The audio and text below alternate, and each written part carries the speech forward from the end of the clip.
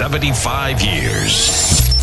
Ito po ang Presidential Broadcast Service.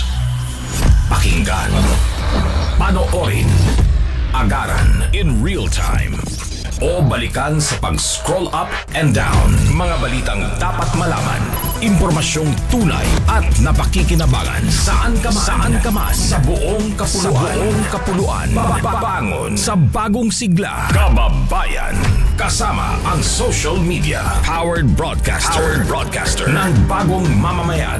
Tapat sa pag-uulat. Ito po ang Presidential Broadcast Service. Radyo Pilipinas. Oras sa Pilipinas, 1 minuto makalipas ang alas 4 ng hapon. Mula sa pinakamalawak na newsroom sa buong Pilipinas, ito ang Radyo Pilipinas News Update. Magandang hapon Pilipinas, magandang hapon Bicolandia. Narito na ang mga balitang nakalap sa oras na ito.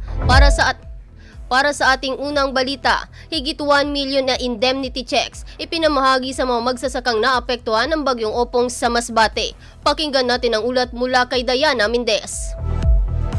Radyo Pilipinas Report. Aabot sa 1,071,149 pesos na indemnity checks ang ipinamahagi sa mga banana farmer na naapektuhan ng nagdaang bagyong Opong sa lalawigan ng Masbate ng Philippine Crop Insurance Corporation's Regional Office 5 o PCIC Bicol. Kabilang dito ang nasa 74 na magsasaka sa Kataingan na nakatanggap ng kabuuang 340,184 pesos at 115 naman na magsasaka sa bayan ng Placer na may kabuuang halaga na 730,965 pesos. Lubos naman ang pasasalamat ng mga magsasaka sa kanilang natanggap dahil ayon sa kanila ay malaking tulong ito sa kanilang pagbangon mula sa mga pinsalang iniwan ng nagdaang bagyo. Para sa Bagong Pilipinas, Diana Mendez, Radyo Pilipinas, Radyo Publiko, Albay. Radyo Pilipinas Report. DOT Bicol, kinilala ang kontribusyon ng tourism partner sa pag-unlad ng Bicol Region. Pakinggan natin ang ulat mula kay JM Olarte. Radyo Pilipinas Report. Pinarangalan ng Department of Tourism Regional Office 5 ang iba't ibang sektor ng turismo sa Bicol sa pamamagitan ng Celebrating Excellence Tourism Partners Year and Recognition bilang pagkilala sa kanilang mahalagang kontribusyon sa industriya ngayong taon. Dumalo sa nasabing pagtitipon ang mga tourism officers mula sa mga lalawigan at munisipalidad, mga kinatawan ng pribadong sektor, akademya at iba pang stakeholders na nagsilbing katuwang sa pagpapalakas ng turismo sa rehiyon. Ayon kay DOT Regional Director Herbie Aguas, binigyang diin ng ahensya na ang tagumpay na naitala para sa fiscal year 2025 ay direktang resulta ng matibay na pagkikipagtulungan at dedikasyon ng mga nasabing partner upang isulong ang pagiging competitive at matatag ng Bicol bilang destinasyon. Ang pagkilalang ito ay nagsisilbing pasasalamat ng pamahalaan sa kanilang walang sawang suporta sa pagpapaunlad ng lokal na ekonomiya at turismo. Tiniyak ng DOT Region 5 ang patuloy na pagkikipag-ugnayan sa mga lokal na katuwang nito upang masiguro ang tuloy-tuloy na pag-angat ng turismo at paghahatid ng autentikong Philippine experience sa mga bisita. Ito ay bahagi na mas malawak na advokasya ng pamahalaan na itaguyod ang kagandahan ng bansa sa ilalim ng kampanyang Love the Philippines. Para sa Bagong Pilipinas, JM Olarte, Radyo Pilipinas, Radyo Publiko, Alpan. Radyo Pilipinas Report. Manawan farmer sa bayan ng Kamalig nakatanggap ng makinaryang pangsaka mula sa Dar Albay. Pakinggan natin ang ulat mula kay Jennifer Pulinar. Radyo Pilipinas Report. Bilang pagtupad sa kautusan ni Pangulong Ferdinand R. Marcos Jr. na palakasin ang sektor ng agrikultura sa bansa, ipinagkaloob ng Department of Agrarian Reform Albay ang mga kagamitan at makinaryang pangsaka sa Manawan Agrarian Reform Beneficiaries and Farmers Association bilang Agrarian Reform Beneficiary Organization or ARBO sa Barangay Manawan, Kamalig, Albay. Ayon sa Dar Albay, kabilang sa ipinagkaloob sa benepisyaryong asosasyon ang rice milling machine at portable generator set sa ilalim ng Rice Production and Milling Project of the Sustainable Livelihood Support for Disaster-Affected Areas. Layunin ng pamamahagi ng naturang makinarya na mapaghusay ang kapasidad ng pagproseso ng bigas ng mga magsasaka, mabawasan ang kanilang pagkalugi sa pag-ani, at ang matiyak na patuloy ang kanilang produktibong operasyon kahit na sa panahon na mawala ng kuryente, dulot ng bagyo at iba pang kalamidad. Patuloy ang Dar Albay sa pagbibigay suporta sa mga organisasyon ng magsasaka upang matiyak na mas matatag, may kahandaan at disaster resilient ang komunidad ng agraryo sa lalawigan. Para sa Bagong Pilipinas, Jennifer Pulinar, Radyo Pilipinas, Radyo Publiko, Albay. Radyo Pilipinas. Report. Para sa ating huling balita, pakinggan natin ang mensahe ni DOH Bicol CHD OIC Director Dr. Rosa Maria Rimpilyo para sa Salud Bicol noon 2025. Minsan may pagkakaiba sa political beliefs, pero pagdating sa kalusugan, sama-sama tayo. Hindi po ba? Thank you for agreeing. As we mark the 14th year of honoring our health partners and champions, we recognize that each awardee embodies the very essence of Matalos na Serbisyong Salud Bicol Noon, Orgulyo at Kapiguran. This event stands as a testament to our shared vision of universal healthcare for all Bicolanos.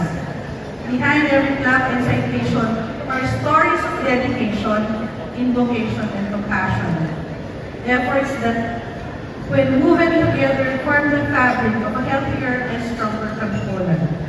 Kayo po ang backbone ng health system ng Bicol.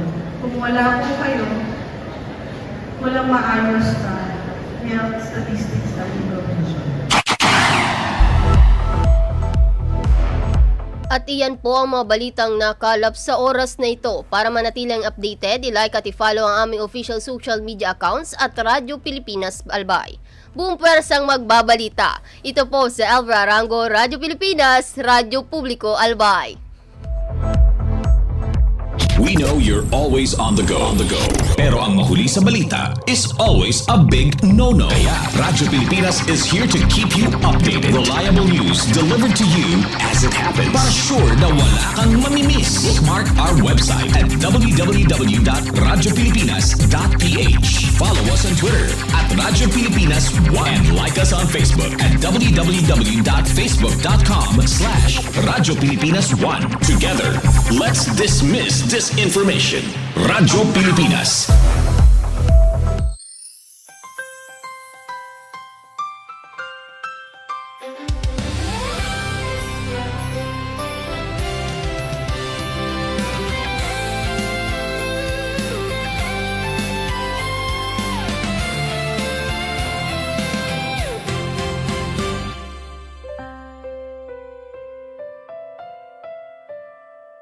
Minsan bumabagyo, may luhang pumapatak sa ating bayan.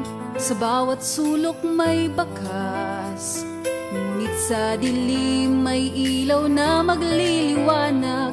Ang boses sa himpapawid, nagpapaabot ng yakap. Taon mang Pasko, sa bilog na probinsya, alisa sa hindong istasyon, Radyo Pilipinas Albay. Abot kamay na Pasko, narito na ating salubungin. Sa himpapawid, kami kasama ninyo. Patuloy ang serbisyo publiko.